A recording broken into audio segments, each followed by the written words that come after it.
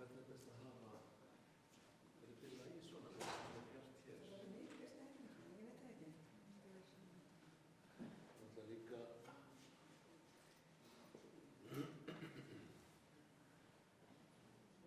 hvað segir þetta?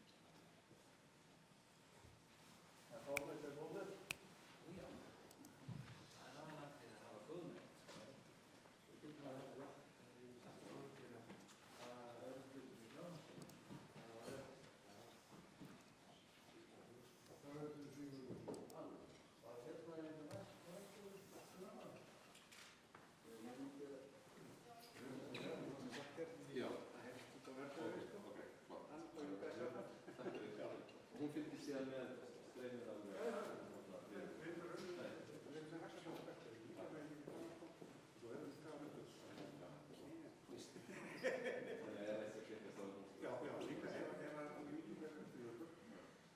Það hef ég gert það upptækast í sjónugræðunum sem að gömur sem ég hafa hent inn og út bara með samlega, ég kemur bara í það ef eitthvað kemur fyrir strömmum á í og það verður fóru að vera aðtíkilega kannski eftir 2 klukkutíma og svona og þetta er að vera rættum til það hana og bara ekki tíma.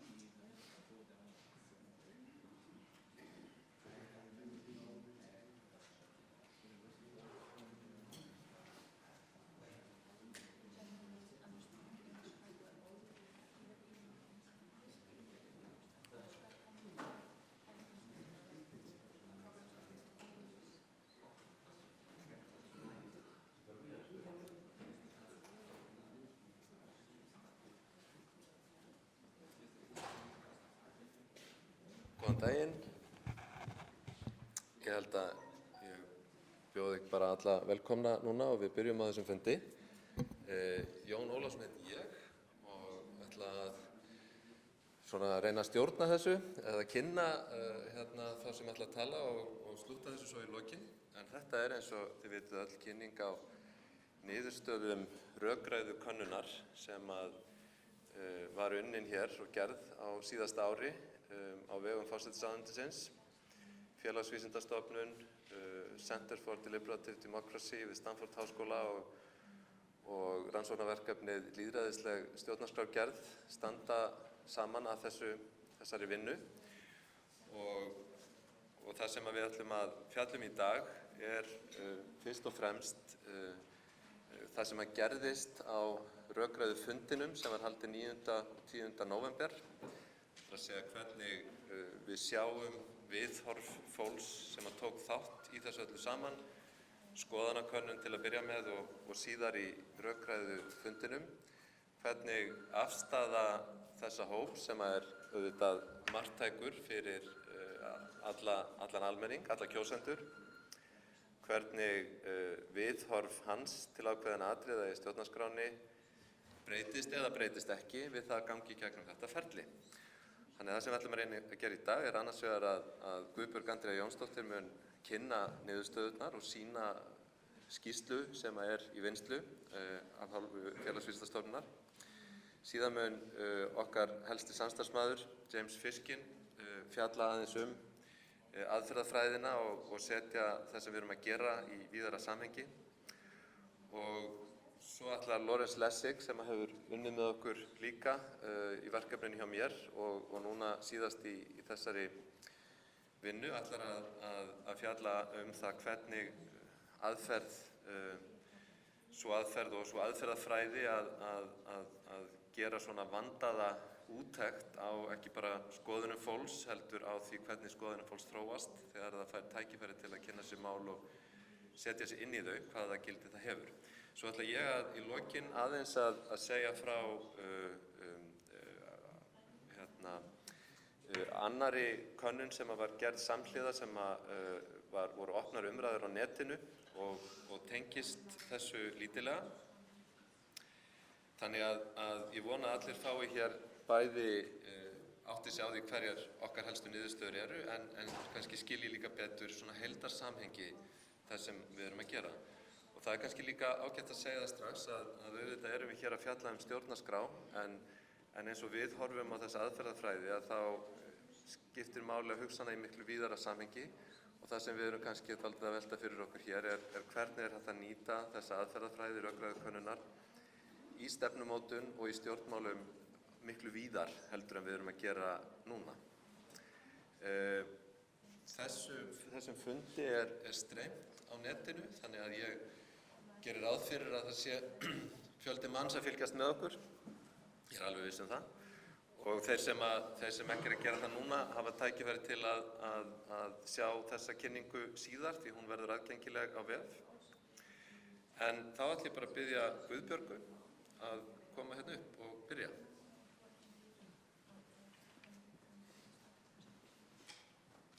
Þakka fyrir Jón. Góðan daginn alls saman og velkomin á þennan fund. Mér langar til að byrja á því að þakka James Fiskin prófessor alveg sérstaklega fyrir alla þá ráðgjöf og aðstoð sem hann hefur veitt okkur í þessu verkefni. En ég vil ekki síður þakka þáttakendum í rannsókninni, án þeirra hefði þetta aldrei getað orðið. Og ég sé líka að hér eru ýmsir sérfræðingar sem hafa komið að vinnunni, bæði verið þáttakendur á Rökræðufundinum og komið að undirbúningi verkefnis á annan hátt og mér langar bara til þess að þakka þeim öllum alveg sérstaklega fyrir sitt framlag. Það sem ég ætla að gera að reyna að gefa ykkur svona pínlítið yfirlit yfir annars vegar þessa aðferðafræði sem við beittum og segja ykkur svona frá helstu niðurstöðunum. Þetta náttúrulega mjög mikið efni sem við erum að vinna úr og úrvinnslunni svo sem ekki að öllu leyti lokið, þannig að við eigum eftir að vera að vinna upp úr þessum gögnum sennilega bara næstu árin. En ég ætla svona að segja ykkur frá helstu niðurstöðum af Rökræðufundinum. En byrja aðeins samt sem áður á því að kíkja á ferlið. hvernig þetta ferli við það að gera rökræðukönnun? Verkefnið hófst undirbúningurinn hófst snemma á síðasta ári og við byrjuðum á því að leggja nokkuð ítarlega en þó samt sem áður dálítið almenna könnun fyrir stórt úrtak úr þjóðskrá. Þannig að það var tilviljunarúrtak úr þjóðskrá og úr netpanel félagsvísindastofnunar sem svöruðu ýmsum spurningum viðhorf sitt til endurskoðunar á stjórnarskrár og hvaða þætti væri mikilvægt að endurskoða í stjórnarskránni og hugsanlega hvaða efnisþætti væri æskilegt eða efnisþáttum væri æskilegt að bæta inn í stjórnarskrá. Þannig að það var fyrsta skrefið sem sagt að leggja þessa könnun fyrir síðastliðið sumar. Í þeirri könnun buðum við fólki síðan að taka þátt í umræðufundi og sá umræðufundur var skipulagður í nóvember, 9. og 10. nóvember, þannig að við óskuðum eftir því fólk að það kæmi og tæki þátt í 2 daga rökræðufundi þar sem að fjallað væri efnisþætti stjórnarskrárinnar. Þannig að þið sjáið að það náttúrulega dálítið mikið sem við ætlumst til af þáttakendum í rannsókn eins og þessari. Og þess vegna enn mikilvægara fyrir okkur að gera okkur grein fyrir því hvað fólk hefur gefið mikið af sínum tíma í þetta verkefni.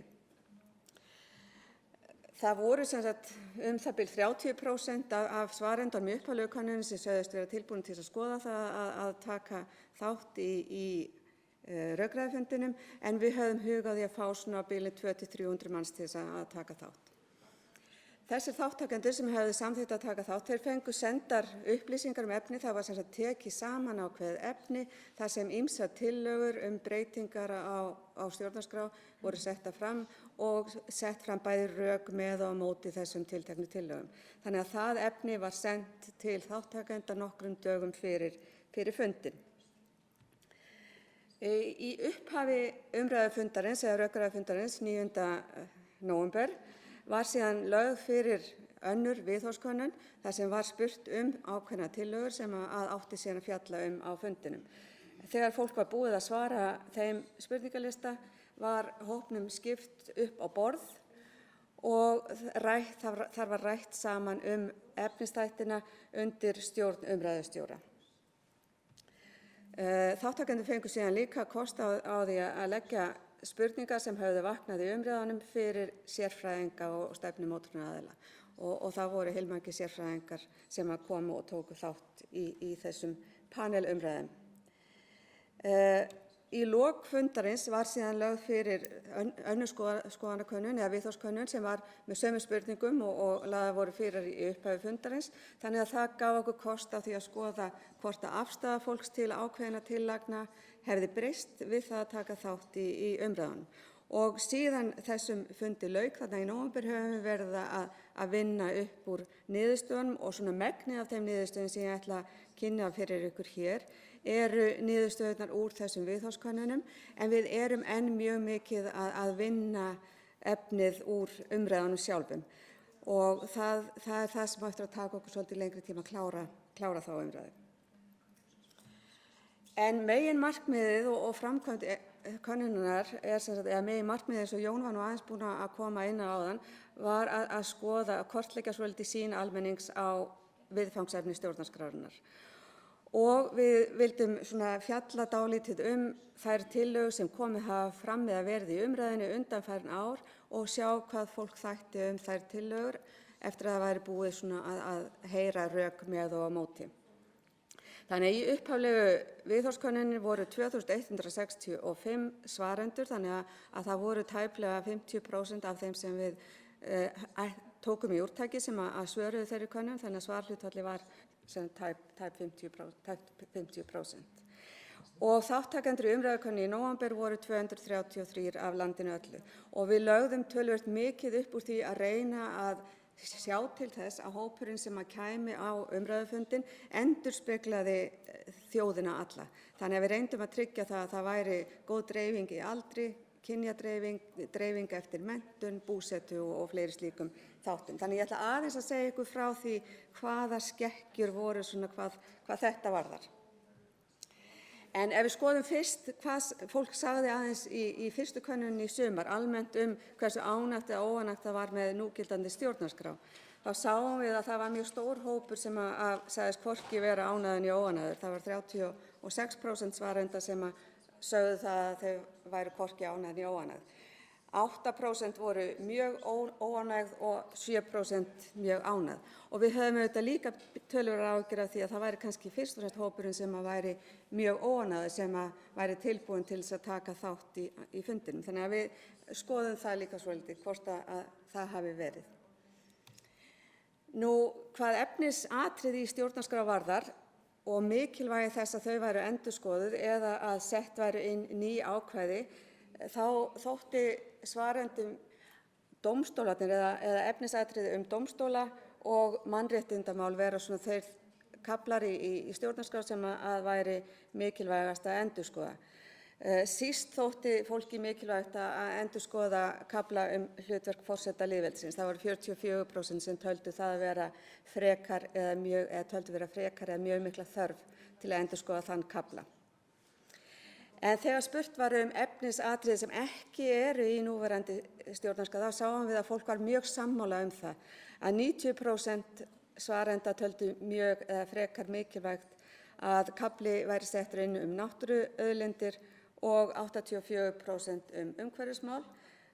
Svarendur þótti líka mjög mikilvægt að setja inn kafla lýðræðislegt frumkvæði almennings og íslenska tungu, eða vel yfir 70%. Þannig að fólki þykir greinilega, eða fólk almennt svona sammála það að það sé mikilvægt að endurskoða stjórnarskrána og bæta inn í hana nýjum efnisatriðum. Þannig að þetta svona það sem að við skoðum svolítið í rökræðunum.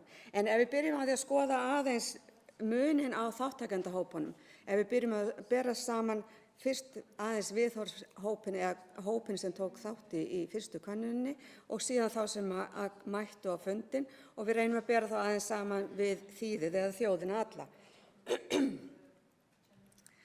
Hverjir voru það sem mættu á fundinn? Á þessari mynd sjáum við hér lengst til vinstri hver kynjaskiptingin á Íslandi öllu, það er að segja þeir sem eru 18 ára og eldri, af því að þetta úrtaki miðaðist við 18 ára eldri, þá sjáum við að í þýðinu 51% karlar, 49% konur. Þeir sem tóku þátt í sumarkönnun endurspegla það nokkuð vel, þar að segja að það voru 53% karlar og 47% konur sem tóku þátt í þeirri könnun. En síðan þeir sem mættu á umræðufund, þá sjáum við að það skapast þarna ákveðin skekkja. Að karlar voru mun líklegir til að vera tilbúin til að taka þátt í umræðunum heldur en konur. Þannig að af þessum 233 sem að mættu á fundinn var 61% karlar og 39% konur. Þannig að við sjáum að þarna ákveðin halli. Sama að segja búsetu, að það 64% þjóðarinnar sem býr utan höfuðborgarsvæðisins og könnunin sem við gerðum í sumar endurspeglaði þetta hlutfall mjög vel. Það voru 63% svarenda í henni sem voru utan höfuðborgarsvæðisins. En þegar við skoðum þá sem að mættu á umræðufundinn þá sjáum við að það orðið stærri hluti af höfuðborgarsvæðinu heldur en ef við horfum á þýðið allt saman. Kannski ekkert óeðlilegt af því það auðvitað til mikils ætlast af fólki að ferðast kannski yfir allt landið til þess að taka þátt í 2 daga umræðum. En við gerðum samt sem áður heilmikið í því að reyna að gera þetta aðlaðandi fyrir fólk utan landi að taka þátt. Þannig að ég held okkur hafi tekist að svona koma í veg fyrir að yrði meiri skekkja heldur en raun bar vitni. Ef við skoðum aðeins fleiri þætti, þá sjáum við hér aldursdreifinguna og þar sjáum við að töluverð skekkja, hvort sem við horfum til þáttöku í könnuninni í sumar. Hér lengst til vinstri aldursdreifingin eins og hún í þjóðskránni, þannig að 18 til 25 ára eru 15% af þessum hópi, en einungis 8% af þeim sem tóku þátt í könnuninni í sumar og það komin í 4% þegar við skoðum hverju tóku þátt í fundinum. Þannig að við sjáum að eldra fólki mun líklegra til þess að vera tilbúið til þess að taka þátt í umræðunum heldur en það yngra. Þannig að þetta orðin svona trappa alveg upp. Þannig að það töluverð skekkja hvað aldri varðar eins og þeir vita væntanlega sem að tóku þátt í umræðunum líka.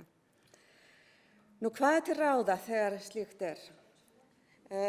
Skoðum fyrst áður en ég segi ykkur það hvernig menntunin Samkvæmt upplýsingum frá Hagstofu eru 26% 18 ára og eldri með grunnskólamenntun, en við sjáum að það hefur ekki gengið nægilega vel hjá okkur að fá fólk sem með grunnskólamenntun til þess að taka þátt hvort sem í könnuninni í sumar eða á umræðufundinum.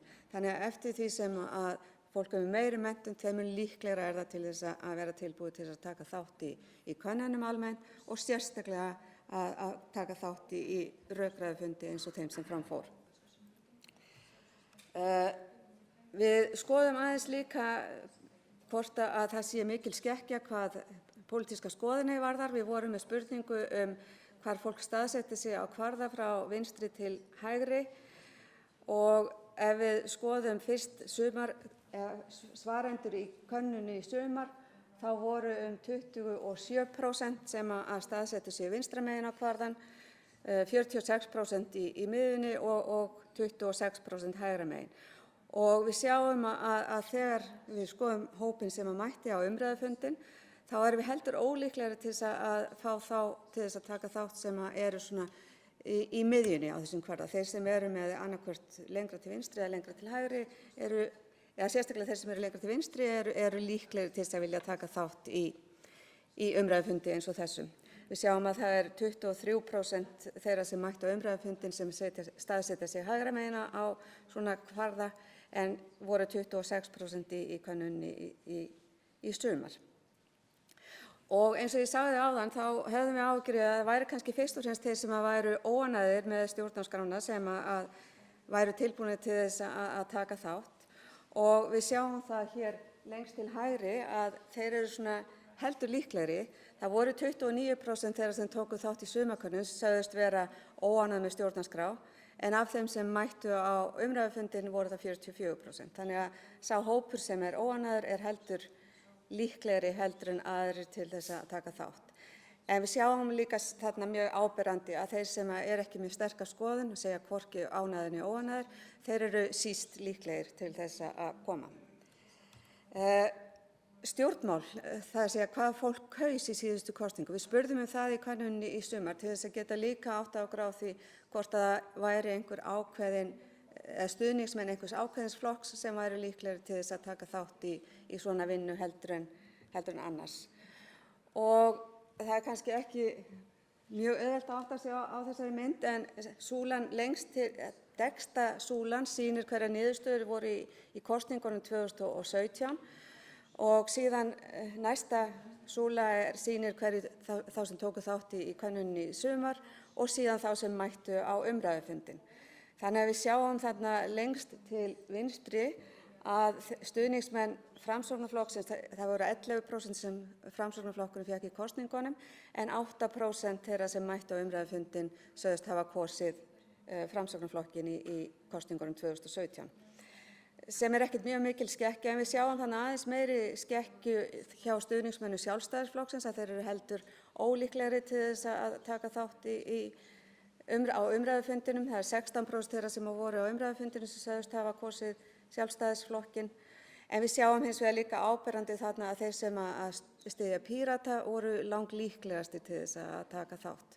Þannig að þetta eru svona skekkjur sem við höfum í hópnum og við notum þessar upplýsingar til þess að búa til vigt og vigtum niðurstöður fundarins eða niðurstöður úr viðhorfskönnunum á fundinum út frá þessum upplýsingum. Þannig að við erum að búa til vigt sem að byggir þá á kyni, aldri, menntun, búsetu, stuðningi við stjórnmálaflokk.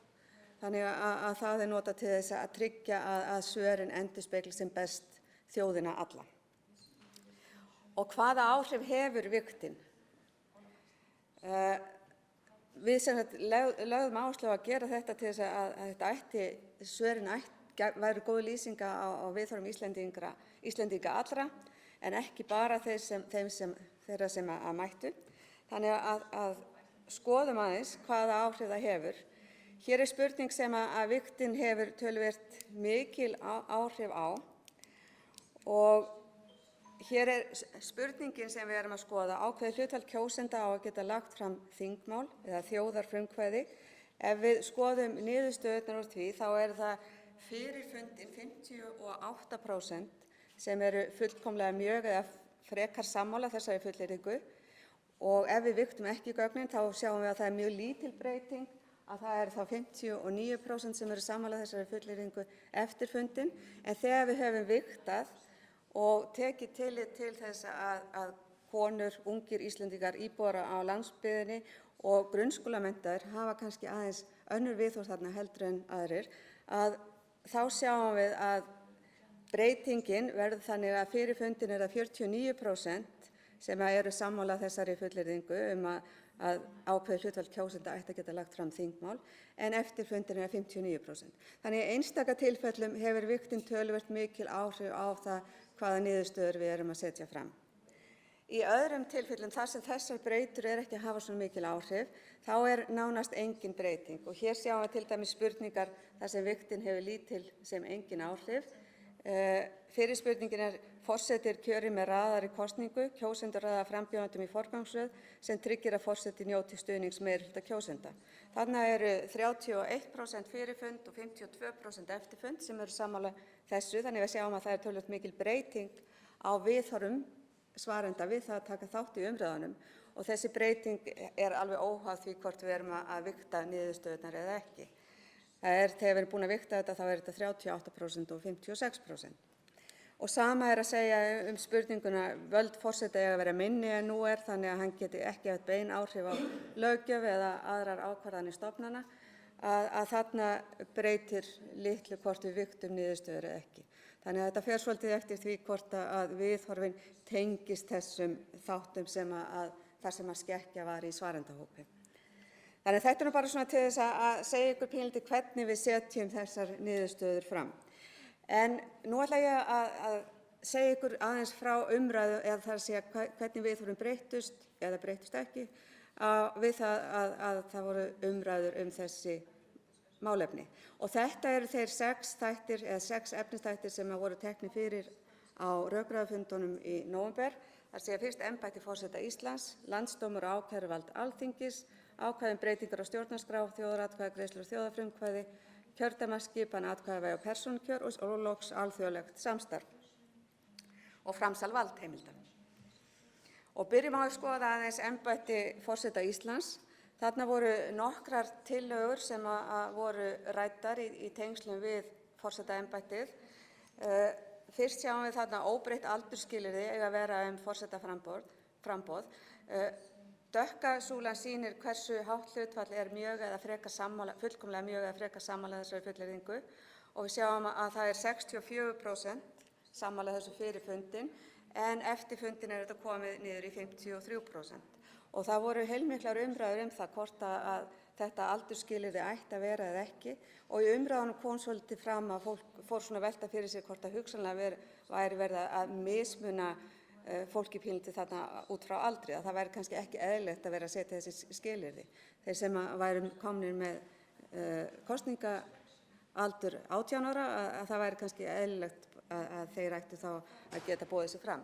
Þannig að umræðurnar hafði heilmikil áhrif á þetta viðhorf til þessara fullyrðingar. Forseti er áfram kjörinn á sama hátt og nú er, það er með einfaldri meirihlutakosningu. Meirihluti svarenda var á þeirri skoðun að það væri ástæðulaust að breyta þessu. Það ætti áfram að nota einfalda meirihlutakosningu, en eftir umræður er þetta hlutfall komið niður í 41%, þannig að það að taka þátt í umræðum kosti og galla þessa hafði töluverð áhrif á viðhorf svarenda. Og sérstaklega ef við skoðum forseti kjörið með raðaðri kosningu, þá breyttust mjög viðhorf fólks til raðaðra kosningar. Fólk taldi svona fyrir umræðurnar að þetta gæti verið mjög flókið að beita raðaðri kosningu, en það viðhorf breyttust töluvert við þetta. Þannig að fór úr 35% sem voru frekar mjög eða fullkomlega sammála þessari fullyrðingu upp í 55%. Nú, ef við skoðum fleiri, forseti á að vera fulltrúi allra þjóðarinnar og hafinn yfir pólitík, þá var þetta skoðun sem að fólk var sammála, en það viðhorf varð ennþá sterkara í umræðunum. Forseti á að hafa áhrif á gang mála þar sem hann er eini embættismaður sem hefur beinan stuðning almennings á bak við sig. Það dró örlítið þarna úr stuðningi við þessa fullyrðingu, en þó ekki þannig að það breytti því að það var meirihluti samt sem áður sammála þessu. eins og ég sagði með raðakosningu, þar var töluverð breyting á viðhorfum. Röðuð kosning flókin þar sem kjósendur þurfi ekki einungis að velja frambjóðendur heldur líka forgangsraða þeim. Að þarna var fólk síður þeirra skoðunar að þetta væri mjög flókið eftir að vera búið að ræða það hvernig þetta væri í reynd, eða hvernig slík kosning færi fram. Nú umræðurnar, eins og ég sagði, þá höfðu umræðurnar töluverð áhrif þarna að þeir sem voru þegar að tala aldursskilyrðin, að fólki fannst, það var gagnrýna á það sjónarmið að það væri rétt að hafa þessi aldursskilyrði við það að taka þátt í umræðunum.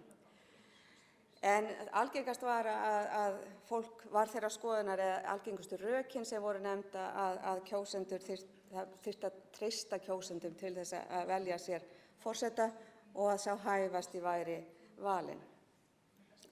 Og eins og þið sjáið þá fólk lagði áherslu á það að hugsanlega vildi fólk fá forseta sem hefði lífsreynslu og væri búinn að reyna ýmislegt, en hann þyrfti að geta leitt þjóðina, en fólk var líka þeirra skoðun að það gæti ungt fólk hugsanlega alveg líka gert. Nú, ef við snúum okkur þá að landsdómi og ákæruvaldi Alþingis, að það svona efnisþáttur sem breyttist mjög mikið. Fólk hafði ekki mjög sterkar skoðanir á landsdómi, en eins og þið sjáu þarna, þá var meirihluti sem vildi að Alþingi hefði áfram vald til að kæra ráðherra fyrir brot í starfi og að landsdómur ætti að dæma í slíkum málum. Það dró verulega úr stuðningi við þetta við umræður. Þannig að fólk taldi að hugsanlega væri hægt að koma þessu betur fyrir. Og við sjáum það líka þarna á hinni fullyrðingu. Alþingi á ekki hafa vald til að ákæra ráðherra og landsdóm skal leggja niður. Að það var orðið meirihluta stuðningur við þessa fullyrðingu, þar að segja að leggja landsdóm niður eftir umræðurnar. Fólk var þeirra skoðunar að hægt væri að misnota ákæruvald Alþingis og landsdóm í pólitískum tilgangi. Það var meirihluti þeirra skoðunar fyrir umræður og enn sterkari meirihluti eftir umræðurnar. Og síðan þarna ákæruvald Alþingis og landsdómur eru nauðsynleg til að almenningur geti treyst því að mála hendur framkvæmdarvaldinu séu sótt á hlutlausan og sanngjarnan hátt, að það dró verulega úr stuðningi við þessa fullyrðingu við umræðurnar. Og ef við skoðum aðeins hvað sögðu þátttakendur, þátttakendur voru nokkuð tortrygnir í garð framkvæmdarinnar og umræðurnar snerust hvort það væri hægt að finna hugsanlega einhverja trúverðugri leið til þess að sækja ráðherra og dæma fyrir afglöp í starfi. Og fólk taldi ekki æskilegt að ákæruvaldi væri í höndum þingmanna, eða það kom sterkt fram í umræðunum. Og eins var töluverð umræða friðhelgi þingmanna og að það væri mjög lítil viðurlög við því þegar uppkæmist brot þingmanna og ráðherra í starfi. Þannig að fólk spurði til hvers að hafa lög ef það engar afleiðingar ef þú brýtur þau. Snúum okkur þá ákvæðum breytingar á stjórnarskrá. Þarna sjáum við fullyrðingar þar sem ekki verða mjög miklar breytingar á viðhorfum við það að taka þátt í umræðunum. Fólk var almennt þeirrar skoðunar að það ætti að vera tiltölulega erfitt að breyta stjórnarskránni og það ætti áfram að þurfa samþykki tveggja þinga. Þannig að þetta breyttist ekki mikið við umræðurnar. Og það var lítill stuðningur við það að aukinn meirihluti þings ætti að geta breytt stjórnarskrá í einni atkvæðagreiðslu eins og þið sjáið. Var lítil fyrir fundin og enn minni eftir umræður. Stjórnarskrárbreytingar mega ekki vera svo auðveldar að stundarhagsmunir stjórnmálaflokka geti leitt til þeirra. Þið sjá að það nánast allir sammála þessari fullyrðingu, þannig að fólk vildi almennt ekki að það væri of auðvelt að breyta stjórnarskrá og fólki fannst mjög mikilvægt að það ríkti almenn sátt meðal landsmanna. Það var mikilvægt fyrir fundinn og enn mikilvægara eftir umræðurnar. Sama að segja að þjóðaratkvæðagreiðslur stjórnarskrárbreytingar, það auka skilning almennings á stjórnarskrá og hlutverki hennar. Þannig að fólk taldi það vera að það að taka þátt í þjóðaratkvæðagreiðslum svona yki skilning almennings á stjórnarskránni og hlutverki hennar.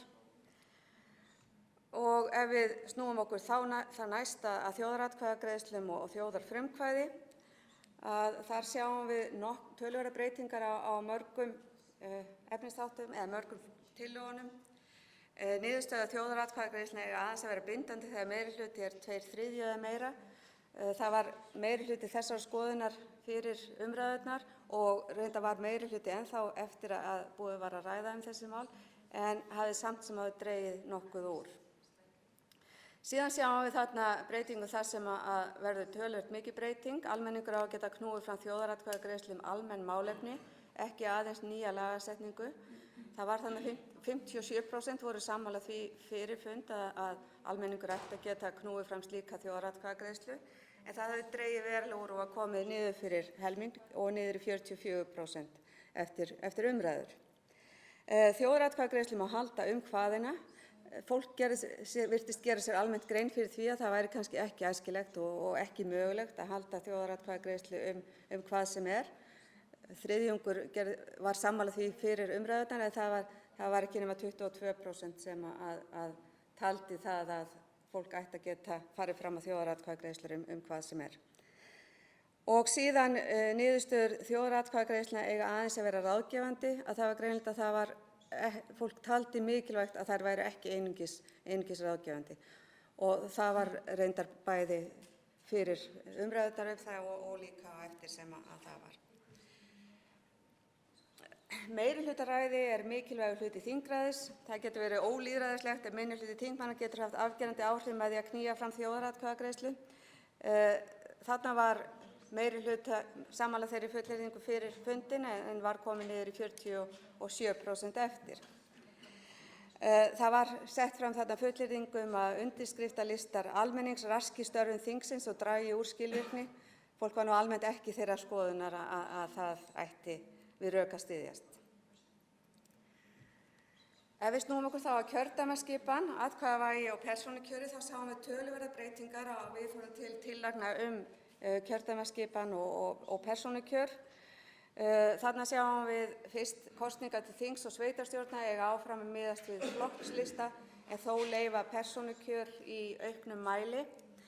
Að þá jókst mjög stuðningur við það að það ætti að halda áfram með flokklistana, en samt sem áður að auka persónukjörið eða leyfa það í auknum mæli. Það dró hins vegar úr stuðningi við það að kosningar til þings og sveitarstjórna ætti að byggja eingöngu á persónukjöri. Og það var mjög fróðlegt að fylgjast með umræðum þessa þætti. Jafnt vægi atkvæða er mikilvægasta markmið breytinga sem gera má á kjördæmaskiptingu. Það virtist vera að fólk teldi það vera mjög mikilvægt að reyna að tryggja jafnara vægi atkvæða heldur en er í núverandi kosningakerfi og fór úr 60% upp í 68% við umræðurnar. Ef við skoðum aðeins eftir búsetu, eins og maður getur ímyndað sér, þá er mjög mikill munur á viðhorfum fólks til kjördæmaskiptingarinnar eftir því hvort fólk býr á höfuðborgarsvæðinu eða utan þess. Og ef við skoðum hvað höfuðborgarbúum fannst fyrir umræðurnar, þá voru 20% sem að töldu að kjördæmaskipan ætti að vera eins og nú er. 53% voru hins vegar sammála fullyrðingunni að landið ætti að vera eitt kjördæmi og fáir höfuðborgarbúa töldu að æskilegt væri að fjölga kjördæmunum, eða bara 8% fyrir fundinn, þó að hafi aukið stuðningur við það við umræðurnar. Þið velti kannski fyrir ykkur að þarna er ekki verið að gera upp á milli þessara þátta, heldur er fólk að svara hvort að það sé sammála eða ósammála hverri fullyrðingu fyrir sig, þannig að samanlega prósentur geta þarna farið yfir 100 eða verið undir 100%, þannig að fólk er að taka afstöðu til hverra fullyrðinga fyrir sig.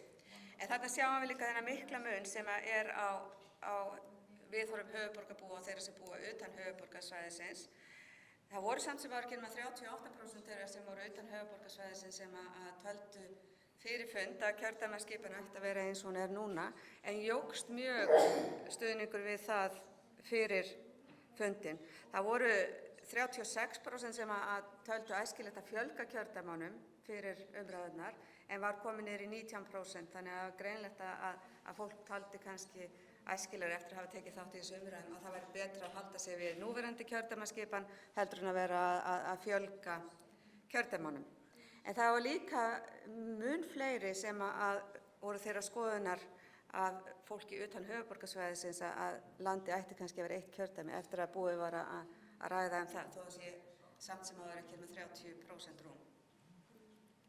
Þannig að það mjög fróðlegt að skoða hvernig viðhorf til kjördæmaskiptingar og persónukjörs breytast við það að ræða kosti og galla mismunandi kerfa eða fyrirkomulags. Og ef við snúum okkur þá loks að alþjóðlegu samstarfi og framsali valdheimilda, þá þarna mikla breytingar sem við sjáum líka, sérstaklega þessari fullyrðingu að gera þurfi breytingar á stjórnarskrá Íslands til þess að stjórnvöld geti gengist undir skuldbindingar sem alþjóðasamstarf kann að krefjast. Þetta fór úr 45% upp í 66%, þannig að þarna var mjög mikil breyting á viðhorfum fólks. En engin breyting hins vegar á viðhorfum til fullyrðingar að ekki sé þörf á breytingum á stjórnarskránni til þess að greiða fyrir alþjóðlegu samstarfi. Þannig að þarna sjáum við töluvert miklar breytingar. Eitt mikilvægasta hlutverk stjórnarskrárinnar er að verja fullveldi landsins. Það ekki mjög miklar breytingar á því en dregur örlítið úr. Hins vegar eykst stuðningurinn við fullyrðinguna að mikilvægt sé ákvarðanir framkvæmd alþjóðasamninga lúti fyrirfram gegnum og skýrum reglum sem eru óháðar pólitískum ágreiningi, þannig að fólk mjög sammála því. Þetta sem sagt þá helstu niðurstöðurnar breytingar á viðhorfum þátttakenda í rökræðufundinum til þessara efnisþátta sem var verið að fjalla en við spurðum líka nokkra spurninga gildisviðhorf og ég ætla að bregða upp svona helstu niðurstöðum hvað það varðar. Þar var fólk svona nokkuð sammála það hvað væri mikilvægast og ef við skoðum spurningin var svona á kvarða frá 0 til 10 þar sem 0 merkir alls ekki mikilvægt og 10 merkir gríðarlega mikilvægt, hversu mikilvægt telur eftirfarandi atriði vera fyrir sjálfa þig eða samfélagið. Og það sem að fólk sammála að sé mikilvægast að sjá til þess að allir hafi jöfn tækifæri og að allir borgi sinn skatt. Sjáum að það dregur örlítið úr stuðningi við þetta við umræður en ekki neinar gagngerar breytingar samt sem áður. Síðan að fólki og fyrirtækjum sé gert kleift að taka þátt í virkri samkeppni á markaði. Það þarna þriðja og svo að vinna sér inn í eins mikla peninga og hægt er. Það mun minna mikilvægi sem að fólk gefur því heldur en hinum fyrri þáttunum. Og ef við skoðum hvernig þetta eftir stjórnmálaskoðunum, þá sjáum við að það eru svona breytingar á ákveðnum þáttum þarna. En hérna sjáum við svör þeirra sem staðsetja sig lengst til vinstri á kvarðanum frá vinstri til hægri. Og það lítil breyting þarna á þessum mikilvægustu gildum, þar sé að sjá til þess að allir hafi jöfn tækifæri og allir borgi sinn skatt. En þeir sem eru vinstra megin eru hins vegar ólíklegri til þess að telja mikilvægt að fólk hafi tækifæri til þess að vinna sér eins mikla peninga og hægt er. Hér sjáum við síðan þá sem að staðsetja sig fyrir miðju, þá sjáum við að þeim finnst heldur mikilvægara að fólk geti unnið sér eins mikla peninga og hægt er og finnst líka mikilvægari að það sé virk samkeppni á markaði. Og ef við sjáum þá sem eru lengst til hægri á kvarðanum, þá aukast þessi gildi sem eru þarna lengst hægra megin, það að segja að vinna sér eins mikla peninga og hægt er og virk samkeppni fyrirtækja og einstaklinga. Þannig að þarna sjáum við mjög mikla breytingar eftir pólitískum viðhorfum á gildismati. Það sé mikil mun eftir pólitískum viðhorfum. Ef við skoðum síðan viðhorf til þessarar klausur sem í stjórnarskránni, allir skulu vera jafnir fyrir lögum og njóta mannréttinda án tillits til kynferðis, trúarbragða, skoðana, þjóðernisuppruna, kynþáttar, litarháttar, efnahags, ætternis og stöðu að öðru leyti. Auðvitað erfitt að taka afstöðu til svona margþættrar fullyrðingar en við spurðum hvar myndir þú staðsetja þig á kvarða frá 0 til 10 þar sem 0 merkir að íslensku samfélag hefur tekist mjög illa að uppfylla þetta ákvæði en 10 að mjög vel hefur tekist að uppfylla það. Og þarna sjáum við að eftir að ræða stjórnarskrána þá var fólk svona frekar þeirra skoðunar að þetta hafi tekist þokkalega uppfylla, eða viðhorfið fer þarna úr 6,1 á kvarða frá 0 og upp í 10 upp í 6,6, þannig að það er greinilegt að okkur hefur ekki tekist þetta að öllu leyti. En eins og ég segi þá er náttúrulega mjög erfitt að taka afstöðu til svona margþættrar fullyrðingar, en þetta er bara klausa sem er í stjórnarskránni. Nú síðan, hvar myndir þú staðsetja þá kvarða frá 0 til 10, þar sem 0 merkir að mjög illa hafi tekist að innleiða þessi gildi, en 10 að mjög vel hafi tekist að innleiða þau. Og þarna erum við að spyrja bara hvernig hafi tekist að innleiða þessi gildi í íslenskt samfélag og er búin að brjóta þetta þarna upp í mannréttindi, lýðræði, jafnrétti, réttlæti, virðingu og heiðarleika. Og það sem er kannski fróðlegast við að skoða þetta er að sjá að það er svona almennt jákvæðara viðhorf hjá þátttakendum eftir að þeir eru búin að taka þátt í umræðufundinum. Og þá má sjá það mjög víða í niðurstöðunum að svona jákvæðni jókst töluvert til ýmissa þátta. Hérna við báðum fólk aðeins að meta líka svona segja hver þau teldu vera ástæðu þess að fólk hefði mjög ólíkar skoðanir heldur en það sjálft. Og ef við hugsaum fólk sem er mjög ósammála skoðunum þínum með þeim málefnum sem hefur verið spurður hér á undan, hversu sammála og ósammála ertu eftirfarandi fullyrðingum þetta fólk, þau eru gæta eigin hagsmuna, það fer úr 62% niður í 55%, þannig að þarna sjáum við líka svona aðeins jákvæðara viðhorf gagnvart ólíkum skoðunum heldur en við sáum fyrir fundinn. Og þau hugsa ekki skýrt, það fer úr 15% niður 13%, þannig að eins og ég segi aftur er það í átt að jákvæðni gagnvart ólíkum skoðunum og náunganum. En hvað fannst fólki fundinn? Bara svona til þess að ég fari svona að reyna að draga þetta saman. Fannst fólki þetta fyrirkomulag vera einhvers virði? 80% af svarandi gáfu fundinum einkunn á bilinu 8 til 10, þar sem þau töldu vera mikilsvirði. Kynningarefni sem var sendt út, 70% töldu það hafa verið mjög mikilsvirði líka. Panelumræðurnar, fólk var ánægt með umræðurnar í panelum, 78% gefa því einkunn á bilinu 8 til 10 og fundurinn í heild sinni. Þannig að almennt virðist vera að þátttakendur hafa verið nokkuð sáttur við þetta. Og við sjáum þetta betur hérna að hver dreifingin er á svörum. Þarna er kvarðinn frá 0 og upp í 10 og við sjáum það að svarendur eru almennt mjög ánægðir. Þrátt fyrir að það sé, eins og sjáum punktana þarna, það eru auðvitað alltaf einhverjir sem eru óánægðir.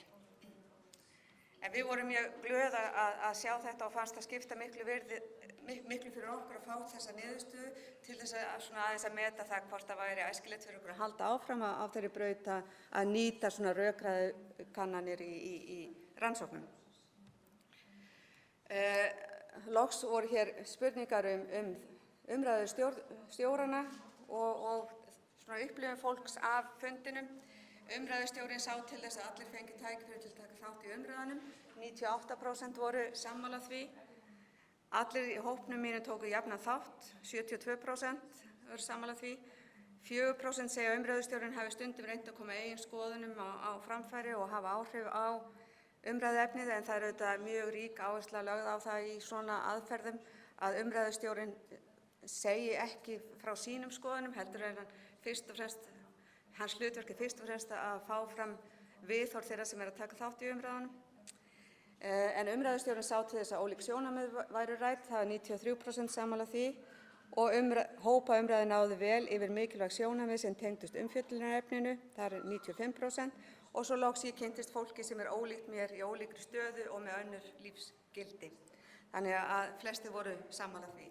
Þannig að svona drögum þetta bara aðeins saman að það var þarna töluverður munur á þeim hópum sem mættu á umræðufundin eða hópnum og þeim sem svöruðu í sumar. Við sáum þarna að þáttakendur urðu hrifnari af hraðari kosningu eftir að hafa tekið þátt í umræðum, fóru 38% upp í 56% og þeim fækkaði talsvert sem að vildu að Alþingi gæti ákært ráðherra. Þannig að þetta er svona að draga bara fram það sem eru mjög miklar breytingar. Og almennt voru þáttakendur ekki hrifnir af því að aukinn meirihluti þings gæti breytt stjórnarskrá. Einungis 8% vildu að þjóðaratkvæðagreiðslur væru aðeins ráðgefandi og helmingur íbúa á höfuðborgarsvæðinu vill að landið sé eitt kjördæmi. og það sem ég dró sérstaklega fram líka áðan að fyrir fund voru 12% sem að vildu að landið væri eitt kjördæmi af þeim sem að búa utan höfuðborgarsvæðisins sem fór upp í 31% og almennt held ég að við getum sagt að þátttakendur hafi verið ánægðir með fundinn. Ég er nú aðeins búin að syndga upp á náðina, ég aðeins farið fram yfir tímann en ég vona að þið fyrirgefið mér það. En mér langar svona að sýna ykkur bara í lokin að við erum búin að vera að setja upp heimasíðu þar sem við getið séð allar upplýsingar fundinn, bæði hverjir komu að því að vinna við fundinn, undirbúninginn og þarna eru líka birtar á þessari síðu allar helstu niðurstöður. Þannig að þið getið skoðað það þá. Þannig að hér eru myndir af fundinum og það eru kynningar þarna, skýrslur úr viðhorfskönnuninni, upphaflegu viðhorfskönnuninni og úr þeim sem að við gerðum á rökræðufundinum. Þannig að þarna setjum við síðan áfram inn efni þegar við höldum áfram að gera greiningarnar. Þannig að þið getur þá fylgst með þessu og skoða þetta hér. En annars bara þakka ég fyrir mig.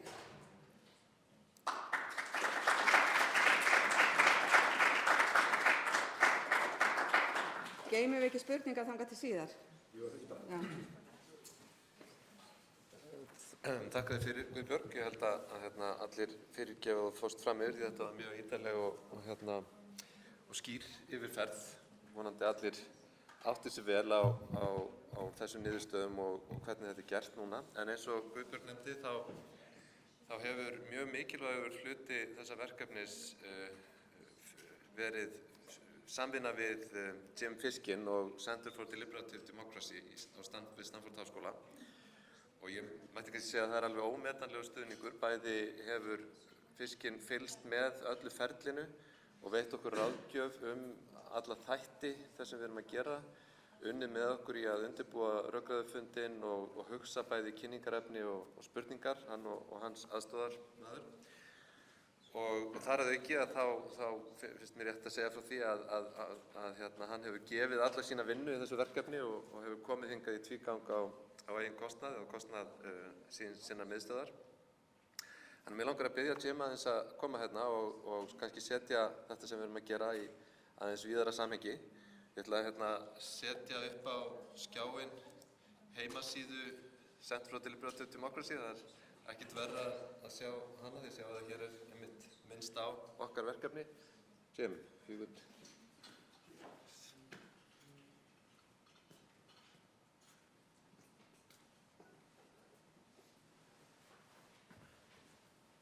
Thank you.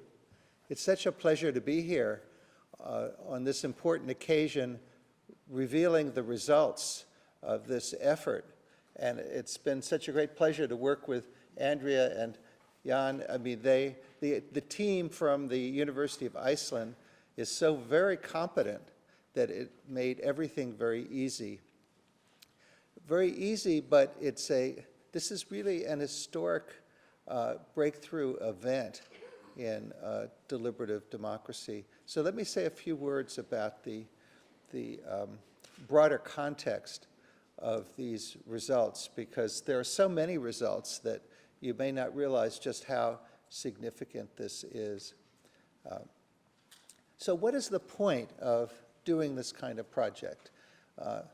Most people, most of the time, don't think about complicated political issues like the role of the president, whether the Constitution needs to be changed to facilitate international agreements, whether the electoral system should have an element of a personalized vote. People don't have the time.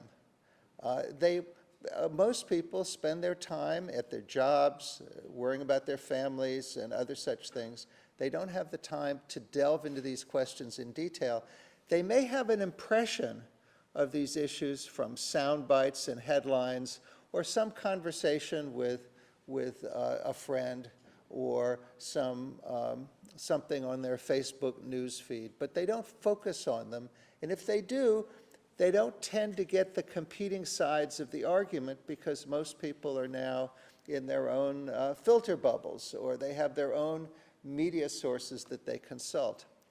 So the whole idea of deliberative democracy is to ask a hypothetical.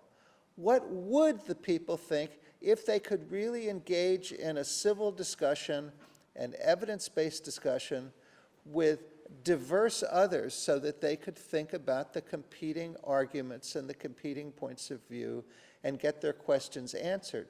And to do that, they have to do it in a context where they think their voice will matter, where they think it's worth all the trouble to focus on it. Otherwise, they'll just go back and meet with their friends or watch something on television or whatever they do with their time. I'm speaking in general now. Over the whole world, this is the situation. And even though this is a very advanced country that has already done very important experiments in democracy, I think the state of public opinion here is very similar to the other advanced countries, as far as I can make out. Of course, I'm a visitor. I have no stake in the competing discussions about, one constitution or another.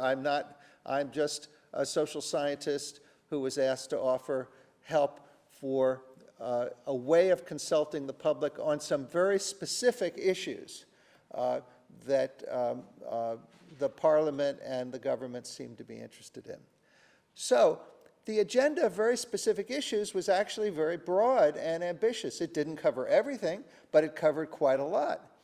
And you have to look at, once we have a representative sample, and then it was weighted, as Andrea says, but it's really a very good, very credible sample by the standards of modern public opinion research, in which really, in effect, every citizen of Iceland had an equal chance, in a sense, of being asked, because that's what stratified random sampling is. So, what would the people think? In order to find out what would the people think under good conditions, you have this whole apparatus of balanced briefing materials that have been vetted, competing experts who represent different points of view, initial opinions and final opinions in confidential questionnaires so that people don't feel the social pressure to go along with everybody else, but we actually find out what the people really think. And it's worth looking at two things: the opinions that changed and the opinions that did not change. And both are very important. You have quite a few changes of opinion of 15 points, 20 points, 30 points. These are massive changes of opinion when the people think about it. Changes of opinion about important issues like whether there should be a personalized vote in the elections, whether the Constitution needs to be changed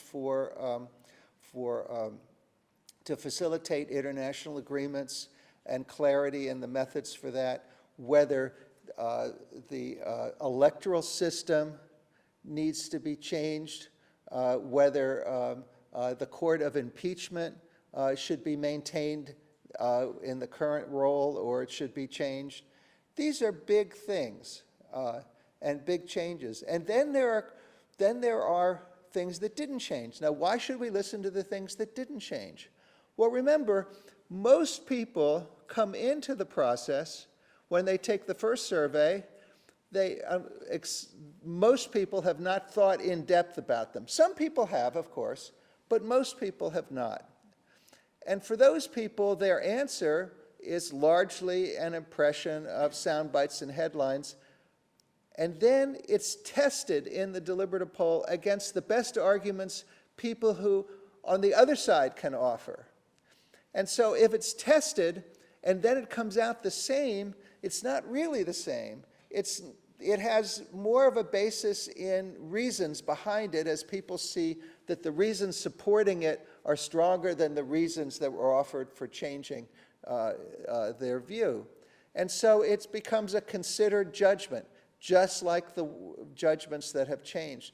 Those considered judgments, at the end of the day, whether they've changed or not, are, in my view, the appropriate input for the government and the Parliament considering legislation or amendments. Why? Because the key ingredient in democracy is the will of the people.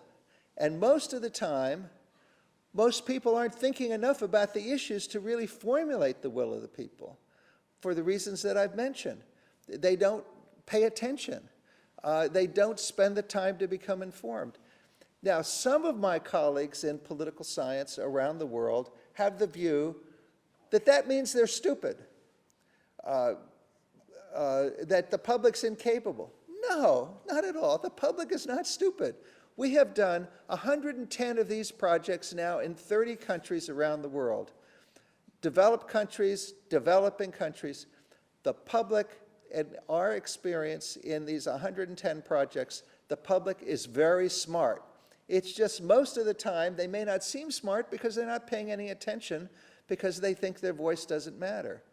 The wonderful thing about this project is there is reason to think that the public's voice matters. After all, this was convened by a cross-party agreement. The government, the prime minister came to the event, et cetera,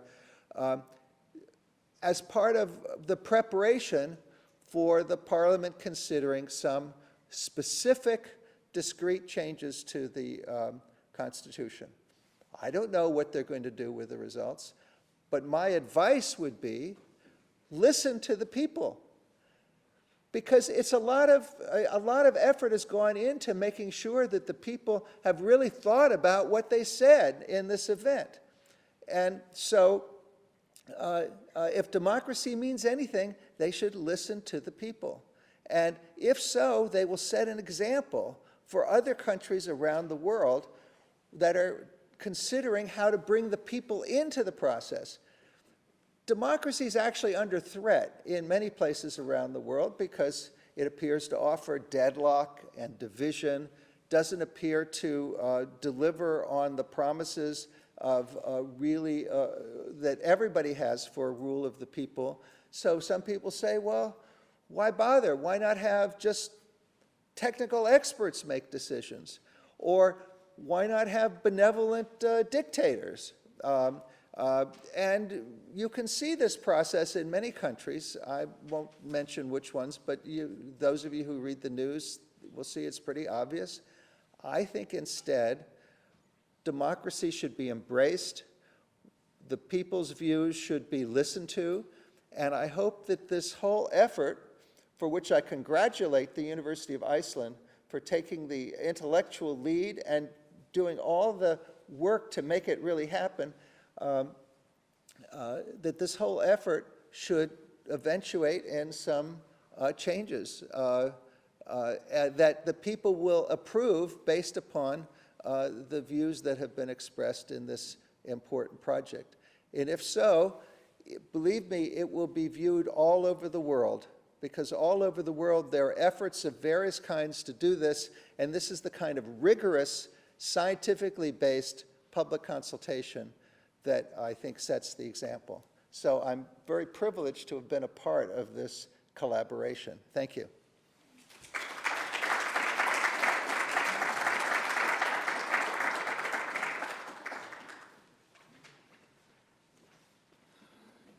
Já, þakka þér fyrir, kærlega, Jim.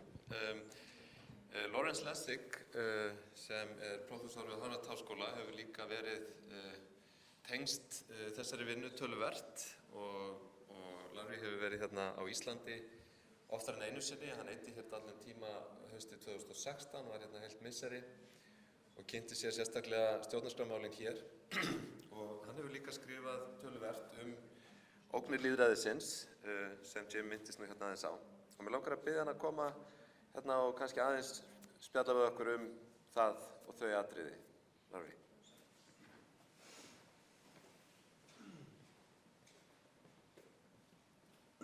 Thank you, Jan, and I'm honored to be part of this conversation. I've done no work, unlike Jim and the incredible team that has produced this deliberative polling report.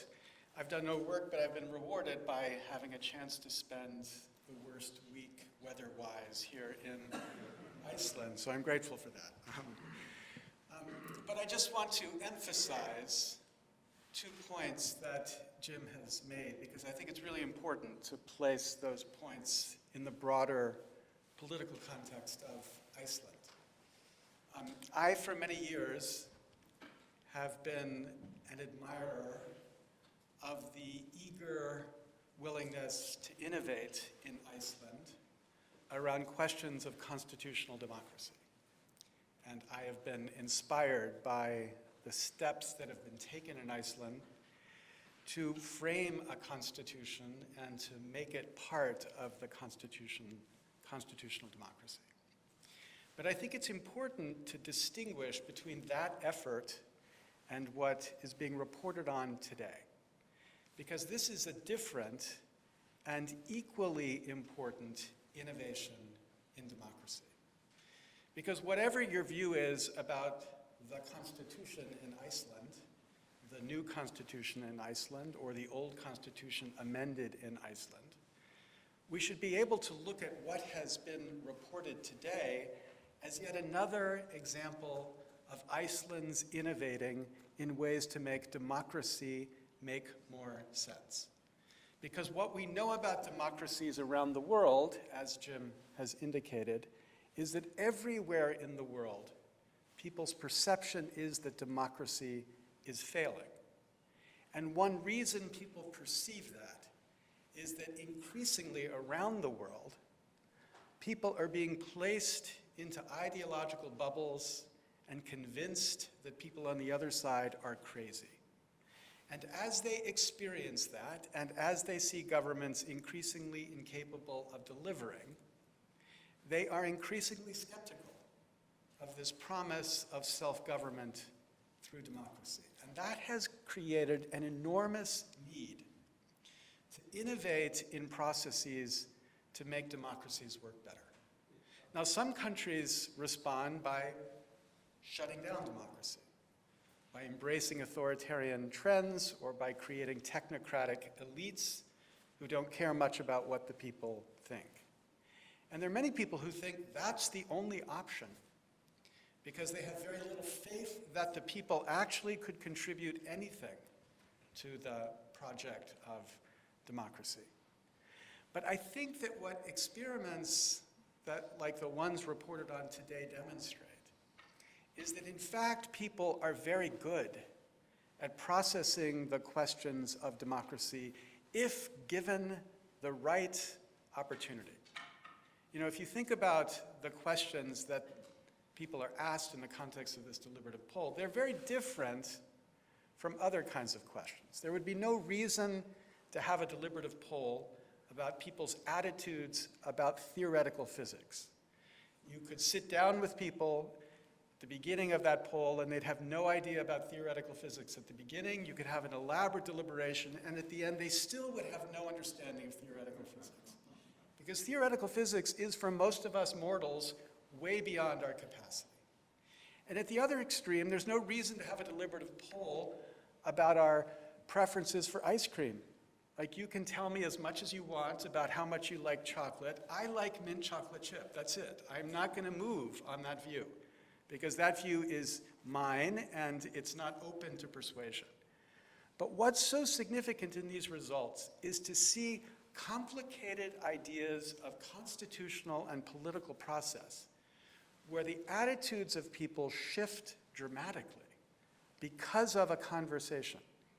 And what that means is that when people are in a context where they understand their views are going to be heard, and they've been given information about the issue and a chance to work through the issue in their own minds, they come to a different view. In the United States, Jim was also part of another extraordinary experiment, America in One Room, that was conducted last year and revealed unbelievable shifts in attitudes on questions that most Americans thought most Americans were completely committed to, that there would be no shift in those attitudes. And the New York Times, when they saw what Jim had demonstrated by demonstrating these shifts in attitudes, was astonished and wrote an extraordinarily supportive piece about how important this process was, because what it shows is that when people are given a chance to reason about the right answer for their country, they do good work in that reasoning. They do what democracy is supposed to hope it can accomplish. And so as important as I will continue to believe Iceland's innovations in constitution making are, even more important, in my view, is Iceland's innovation on the democracy front.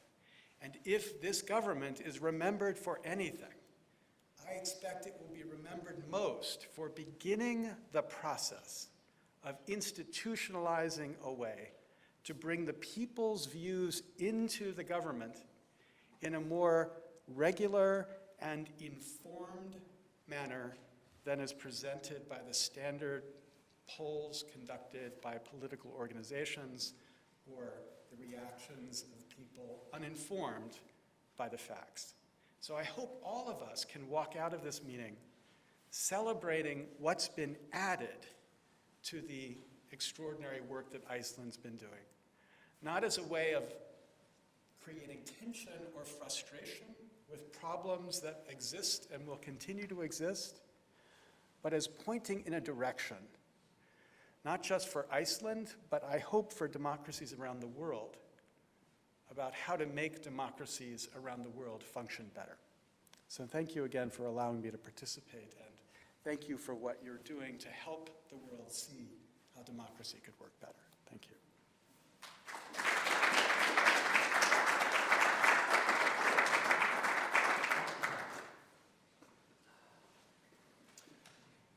Kærar þakkir, Larry, fyrir þetta.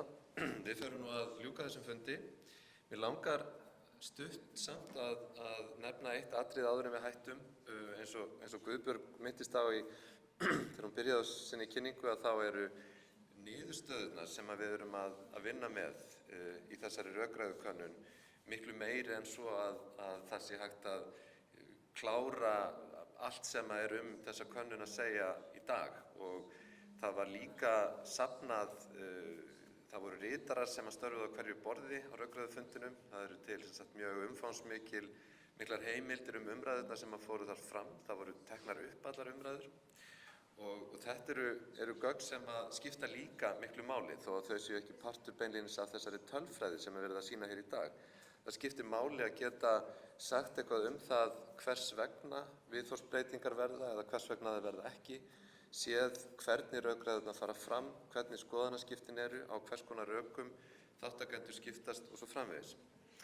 Það er líka aðeins segja frá því að á sama tíma og við vorum að undirbúa rökræðufundin, þar að segja núna í haust, frá september og fram í nóvember, að þá höfðum við opið samráð á vef, og þetta var í samstarfi við íbúa sem er sjálfseignarstofnun samráðslýðræði, og þar var í rauninni spurt sömu atriði og hafði verið spurt í skoðanakönnuninni, auk tveggja, þar að segja að í skoðanakönnuninni var ekki fjallað náttúruauðlindir og stjórnarskrárákvæði náttúru og náttúruvernd, en það var hér inni, og þátttaka í þessu var prýðileg. Það var yfir 1000 manns sem að tók þátt í þessu samráði, og þetta eru líka gögn sem að við munum vinna úr, bæði til þess að sjá hvernig rökræður fara fram, hvaða viðhorf koma fram og hvernig fólk skýrir sínar skoðanir og sínar niðurstöður. Þannig að eitt af því sem að við munum halda áfram með, sem sagt bæði Félagsvísindastofnun og við í verkefninu sem ég stýri, er að bjóða stjórnvöldum upp á ráðgjöf hvernig sé best hægt að nýta þessi gögn og hvernig sé best hægt að hlusta á rödd almennings sem kemur þarna fram. Þannig að fyrir okkur, þó að við séum að kynna þessa niðurstöður í dag, þá er fjarri því að vinnan sé búin, og þó að okkar hlutverk sé fyrst og fremst ráðgjafarlegs eðlis, að þá lítum við náttúrulega svo á að við munum fylgja þessari vinnu eftir eins lengi og þarf til að vinna frumvörp sem að verða lögð fram og veita ráðgjöf því líka. Þannig að þetta er áframhaldandi verkefni, og Guðbjörg nefndi vef inn á vefsíðu Félagsvísindastofnunar. það sem hægt að fylgjast með þessu. Hvet bara alla sem hafa áhuga á þessu máli að gera það, bæði vefsíðu Félagsvísindastofnunar og vefsíðu okkar verkefnis, þannig að þetta verður allt kynnt rækilega í gegnum félagsmiðla og okkar vefsíður. En ég held að ég láti þetta duga frá mér, ég ætla að við skulum ljúka þessu núna, en ef fólk vil spyrja spurninga, þá höfum við alveg einhver tíma til þess, þannig að já, opnum bara fyrir spurningar ef einhver vill ríða á vaðið með það.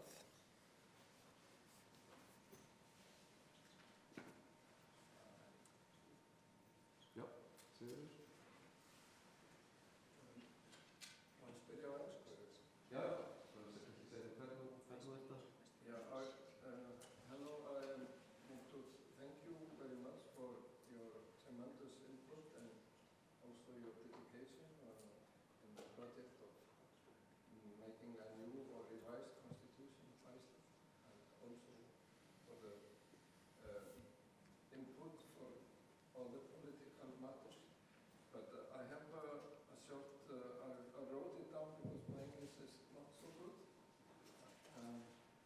The concept and word of legitimacy has no direct translation or word in Icelandic, probably because legal scholars have ignored this fundamental concept. For them, the concept of the people regarding constitutions and law belongs more to political science. So my question is, would you agree that since a national referendum took place in 2012 for a new constitution, and a substantial majority of voters approved the draft, has our old constitution lost its legitimacy? And this is a question to both of our guests, if they like to answer. Do you want to go ahead?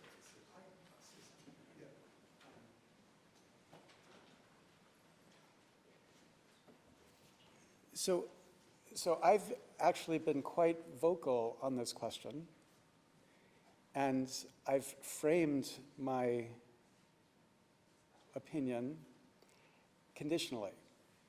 What I've said from the first time I wrote a piece about this was that this is a question Iceland has to resolve. It's a question Iceland has to decide about what it conceives legitimacy and sovereignty in Iceland to be. And just as I have views about the particular answers that the deliberative poll has given, some of them I agree with, some of them I don't, but I don't feel it's my job to say, you're wrong about this one and right about that one, and I'm a constitutional law professor, so I should know, right? That's not my place. I actually think that this is a question that each country needs to decide about itself. And in my own tradition, I have one answer I would give for Americans, and I think in other traditions there's a different answer you should give. But I think that this is a great moment to raise that question and to focus it. But the point I wanted to make in my talk is whatever answer you give to that question, don't confuse it with what we're talking about today, which is completely separate. Even if you think there is a new constitution, I know the extreme view is there is a new constitution, it's already been adopted, Parliament just hasn't noticed yet. I know that's the extreme view. Even if you take that view, what happened and what was reported today is still an extraordinarily important addition to the project of democracy both here and around the world.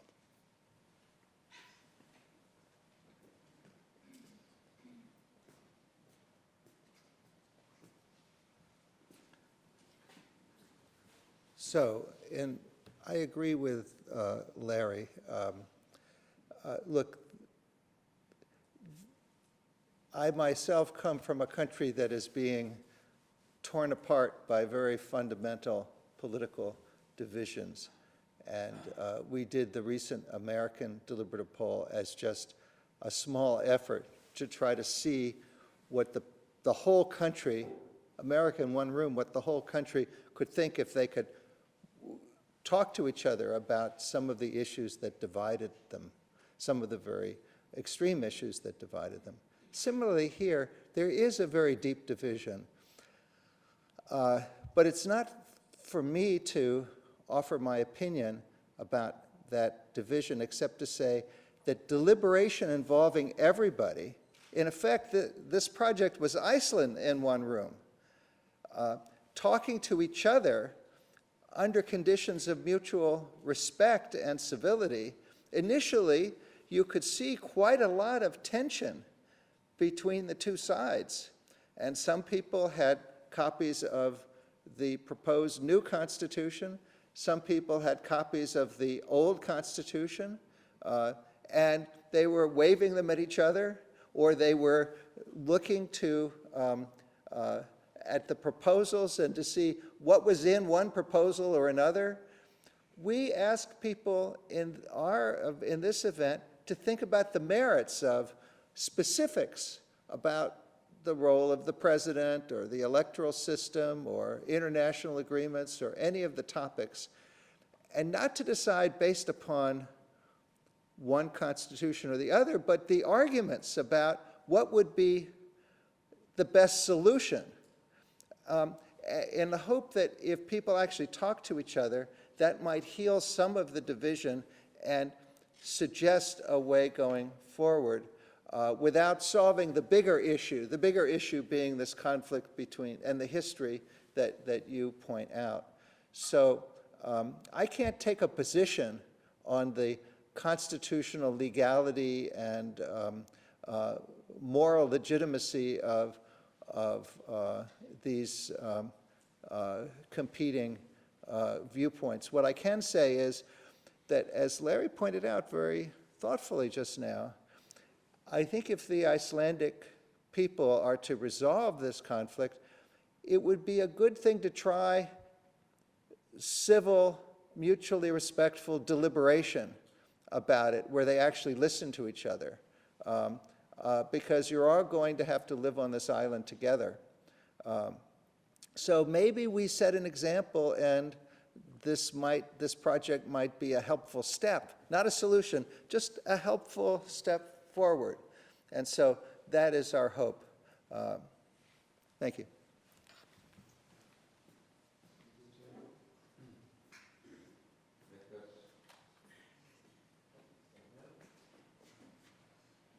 So perhaps in English, I have a question for you, regarding, well, I just figured it out myself later on, because you pointed towards the website where we can see the results of the original survey and then the results of the deliberative poll.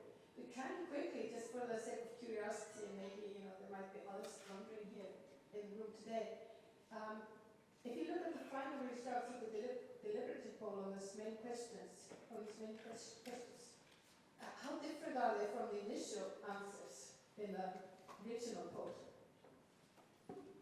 Because you only mentioned how people felt before the began meeting.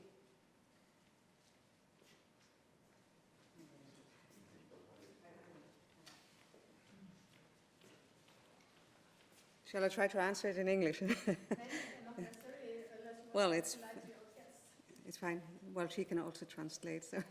Ég held að sumuleyti þetta er mjög erfið spurning að mörgu leyti, af því að í könnunin sem við gerðum í sumar, þá vorum við með miklu almennari spurningar. Þannig að við vorum fyrst og fremst að spyrja almennt viðhorf til efnisþáttanna, hvort það væri mikilvægt að það væri endurskoðaðar eða ekki, hvort það væri mikilvægt að það væri bætt inn nýjum köflum, en við vorum ekki þar að spyrja einstaka tillögur. Þess vegna það í kynningunni hjá mig líka, ég bara að tala fyrir og eftir fundin, af því að þær spurningar voru ekki í könnuninni í sumar. Þannig að ég held að það ómögulegt að segja, ég held að það ekki orðið neinar drastískar breytingar á þessum almennu viðhorfum sem við erum að tala um. Þannig að það ekki hægt að svara því. Þannig að þetta svona ástæðan fyrir því að ég bara ekki saman við sumarið.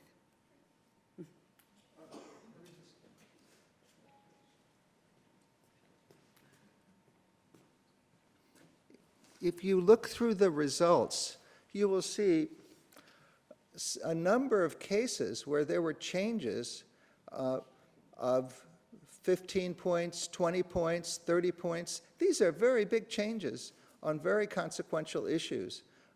In fact, I was rereading them this morning. I hadn't even noticed all of them. There were some things that stayed the same, like the role of the president, about 70-some%. Didn't want to change it, the same before and after. But there were quite a few big changes, and so I think it's worth a careful reading. Also, those were changes from the morning arrival on Saturday to the departure on Sunday. And in preparation, some of the people had already begun to change. So the Saturday morning didn't capture all the change. So those are big changes. If in an ordinary poll, if a political candidate went up 15 points or down 15 points and it was reported in the news, it would be treated like an earthquake. So these are big changes. My question was from the original poll in the summer. Yes, well, that had to do with the timing of the preparation of the materials and the approval of the topics by the committees that were supervising this. So it took quite a while to get political buy-in that these were topics that would be of interest to the Parliament. And so we waited and waited, and then once we got the topics, then the team moved to prepare materials, consult different experts, and vet them, because everything was carefully vetted, arguments for and against, the evidence. It took a while, but there was that delay. So that was the reason for the difference between the summer survey and then the later survey.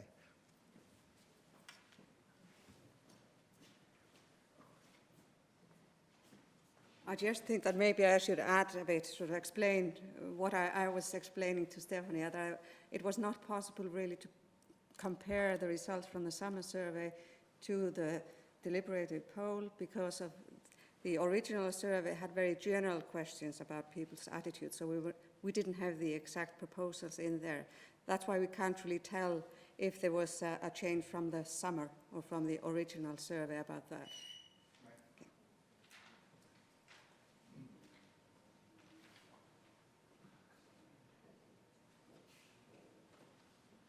For me, this meeting you are describing,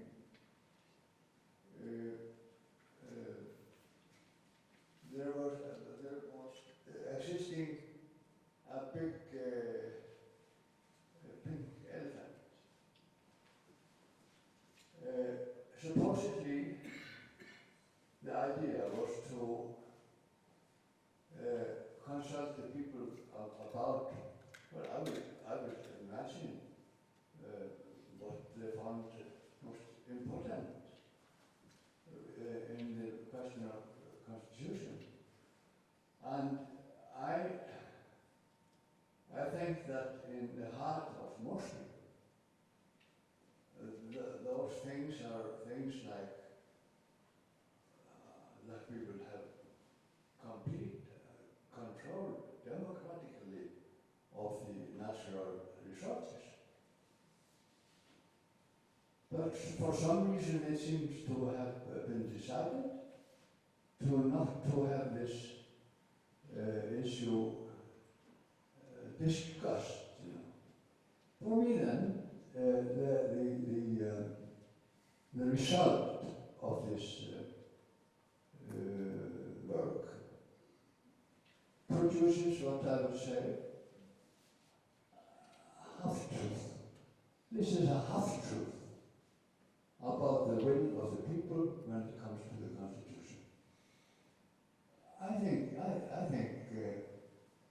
scientifically, half-truth would be defined as a lie. Thank you.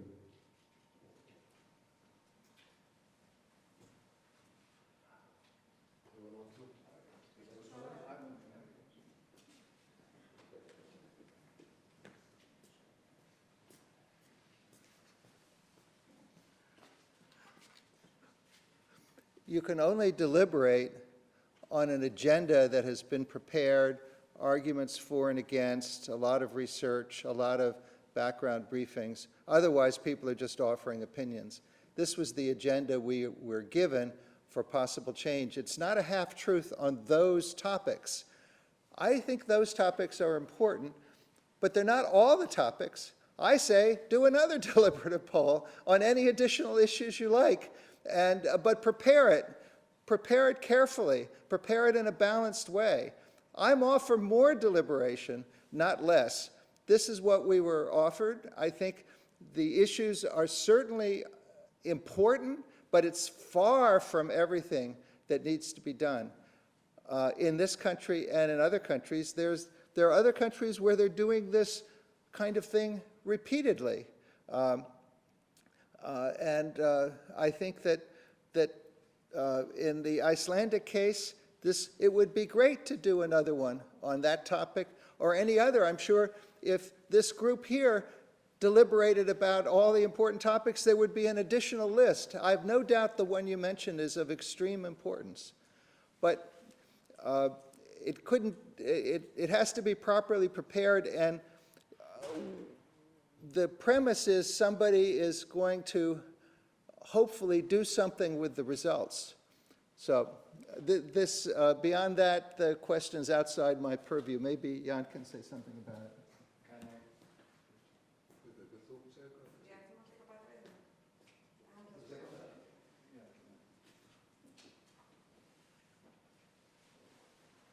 The reason I think it is important to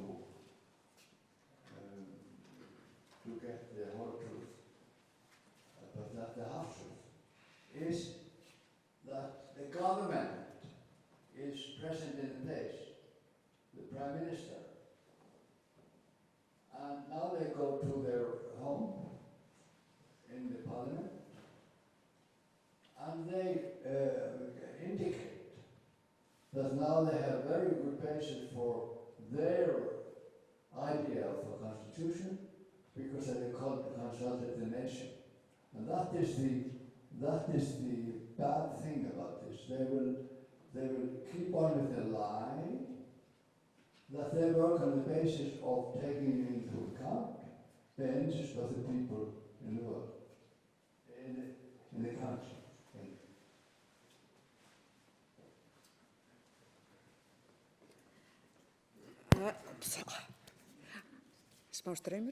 I think we all agree that we didn't cover all the topics of the Constitution, and we knew that beforehand. And we had to select a certain number of topics that we could cover in the discussions on those 2 days that we had. And there was a special reason why we chose the topics that we talked about. And it is actually based on the Memorandum of Understanding between the political parties, or the Prime Minister's Memorandum of Understanding about the revision of the Constitution, where they split it up into 2 terms, take part of the Constitution now in this term and other chapters next term. The reason why we didn't talk about the natural resource issue was that, well, we decided that we had 6 topics that we could cover. And there was somehow, we talked about it a lot, whether we should include that or not. And it was decided not to do that because it had already been through sort of, the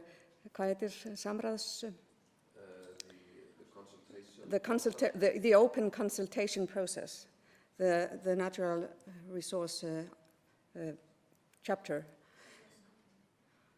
Yeah, samráðsgáttina. So I think there is still possibility to take it up. There is a possibility to do another poll and talk about it there. So that's completely open. And we realize that this is not about the whole Constitution. And it was never meant to be about the whole Constitution. Kannski fæ að bæta aðeins við þetta. Það auðvitað spurning hvort að það sem við erum að gera eitthvað sem á að kalla heildarendurskoðun stjórnarskrárinnar eða endurskoðun á hlutum hennar. Og auðvitað hafa stjórnvöld gefið einhverjar yfirlýsingar það. Það hefur verið talað heildarendurskoðun stjórnarskrárinnar í sem sagt minnisblaði sem kom í upphafi þessa stjórnarsamstarfs. En í raun og veru þá höfum við nálgast þetta verkefni þannig að hér væri að ræða samráð við almenning einstaka hluta stjórnarskrárinnar. Og þá skiptir í sjálfu sér ekki máli frá okkar sjónarmiði hvað við erum að tala. Eins og Jim bendir á að þá eitthvað sem ekki dekkað hér sem að væri hægt að dekka síðar. En við sjáum það líka og mér langar kannski til að nefna það sérstaklega að þegar við horfum á þennan lýðvistunarvef, þessar umræður á vefnum, að þá sjáum við að viðbrögð fólks við hvatningu að taka þátt eru mjög áberandi miklu meiri, og þetta var bara það sem við sáum með því að kynna þetta á félagsmiðlum aðalega. Viðbrögð fólks eru miklu meiri ef að beint til þeirra spurningum einstök atriði. Ef að við spurðum hvað viltu taka þátt í samráði þetta atriði, viltu segja skoðun þína á eignarhaldi á náttúruauðlindum. Það voru mjög mikil viðbrögð við því. Sama gerðist ef að fólk var spurt, viltu segja skoðun þína á kjördæmaskipun á atkvæðavægi eða persónukjöri. Það hefur hins vegar miklu minni áhrif að setja út á félagsmiðla, viltu taka þátt í samráði stjórnarskrá. Og ég held að verðum að hafa þetta í huga að alveg sama hvað verið að gera, heildarendurskoðun eða ekki, að þá svona samráð alltaf dálítið bundið við það að geta kalla fólk saman til þess að ræða einstök atriði. Og þannig að það eðli þessara könnu. Þess vegna ég ekki bara ósammála því, ég held að sé rangt að halda því fram að niðurstöður þess að við erum að gera séu hálfsannleikur eða lygi. Það sem við fjölluðum eru þær vonandi góðar og trausta niðurstöður, en það segir þetta ekkert það sem við tókum ekki fyrir.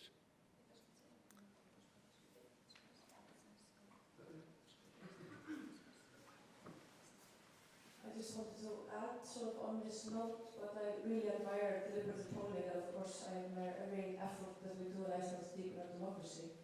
But the big question that we might not have answered properly before we began this trip is whether or not you can just take a thing like constitution and make it into little bites like that and totally disregard the whole infrastructure of the harmony that has to exist within such a document. I spoke to people who were at the meeting, and they said it was very hard for me to talk about the power of the president without knowing where the power would go, or to talk about if the parliament should not have the power to make the ministers accountable without knowing where the power would then go, would just disappear.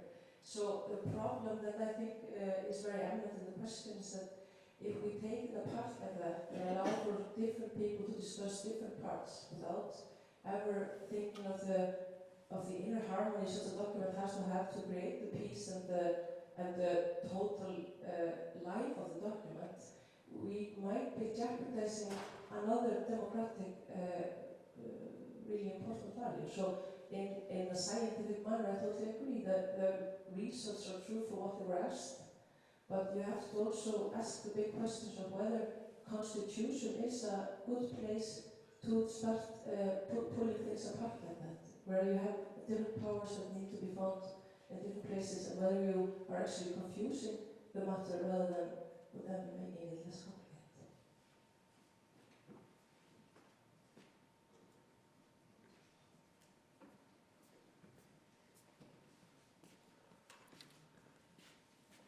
Amendments to a constitution are always specific. They're always parts. It's a more ambitious aspiration to create a whole new constitution. We were not contributing to that process. We were just asked to consider constitutional amendments, which are always specific and have to be evaluated in the context in which they would be put. So it's just a matter of logic. Now, there are broader issues, and if somebody wanted to evaluate a whole new constitution or compare the whole proposed new constitution to the current one and have a deliberation about that, that would also be a very a reasonable thing to do. But it's not what we were asked to do, and it's not what we proposed to do. We were something much more modest as a first step to think about amendments, and amendments are always limited and would be put in a context. So that's all. I mean, you can then say, well, there are great aspirations that we didn't live up to, but we never aspired to do that. We're trying not to engage in that debate in order to allow people to have a dialogue, a civil dialogue about very specific points.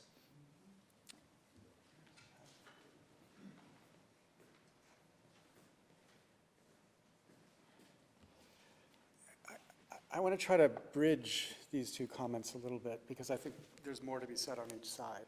I mean, I think it's true to say you're always talking about amendments, but I think the question is amendments to what? And that's the unstated question that the process didn't try to resolve. And unstated and unresolved for obvious reasons. But I think that the conclusion that should come from this is that this is a question that's unstated and unresolved. And because unstated and unresolved, a question that should be stated and should be resolved going forward. In stating it and in resolving it, obviously it might implicate some of the questions that were addressed in this deliberative poll. But I do want to agree that, you know, for someone who spends most of my time trying to understand the incredible complexity of a constitution, my own constitution, which is 240 years old, I do think there's a limit to the capacity of a weekend project to think about everything hanging together. So there might be something inherent in the process of deliberative polling that's partial. And we have to be able to say partial without it entailing a lie. Because I do think there's a sense in which everything is partial, and at least if we're explicit about what's not addressed, that partiality is not necessarily a lie. So there's a contribution, even if it's not a resolution, of everything that remains in the background, and for political reasons, it's obvious why it wouldn't be that resolution.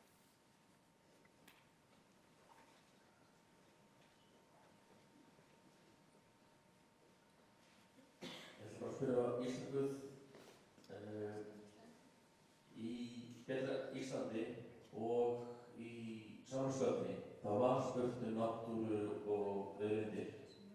Mun félagsvísindastofnun eitthvað rýna þau gögn og koma eitthvað niðurstöður úr því? Ég get svarað þessu. Við erum náttúrulega með samvinnu þetta. Það rauninni innan míns rannsóknarverkefni sem við erum sérstaklega að stúdera niðurstöður Rökræðukönnun, niðurstöður lýðstöðunarinnar. En ég meina við erum í samráði, við erum að skoða það sem við kallum kvalitatífu gögn, þessi ummæli sem að koma og við erum að safna saman úr þessu öllu, líka Facebook, því að Facebook var náttúrulega það voru það bil 1000 komment sem að koma á Facebook tengt þessu. Og þannig að það er heilmikil rannsóknarvinna sem eftir í sambandi við það sem að varðar bæði stjórnarskrárvinnuna sem slíka en líka bara ýmis einkenni þessara mismunandi tegunda af almenningssamráði, eins og við kallum það. Líka samráðsgáttinni? Samráðsgáttinni? Úr samráðsgátt stjórnvalda? Já, ég meina það tekið með náttúrulega sérstaklega í vinnu stjórnvalda og ég meina við erum að horfa á alla umræðu þessi einstöku atriði, já. En það að vísu mjög lítið, eins og þú veist, það sára lítið sem að koma inn á samráðsgáttina þessi atriði. Samráðsgátt stjórnvalda, það bara fáein komment. Einhverjar fleiri?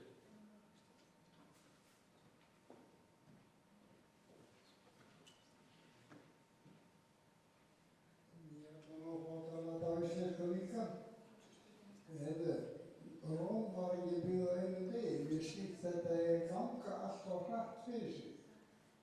Þetta óleitt stór mál, stjórnarskrá. Og hún ekkert, fólk verður bara eða ætla sér að vera með í þessu og því þá það eiga svona tíma en svo önnur spurning. Þetta með kærninu viðkomandi, fær hún ekkert skét til þess að halda útirindi á fyrir fram alþingishúsinu, hvernig þetta eitthvað stendur á þessu. Ég bara spurt. En ég var ekki að vera.